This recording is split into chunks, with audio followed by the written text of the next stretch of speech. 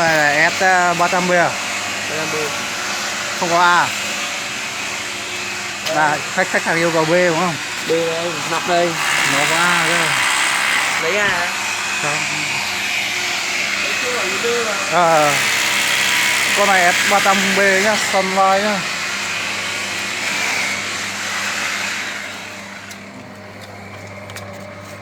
Mang lên cho khách nhé.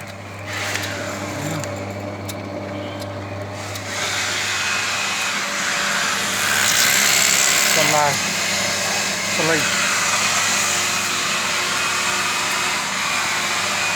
này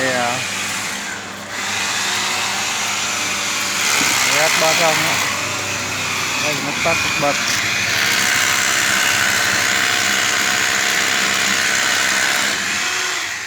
Rồi Chưa?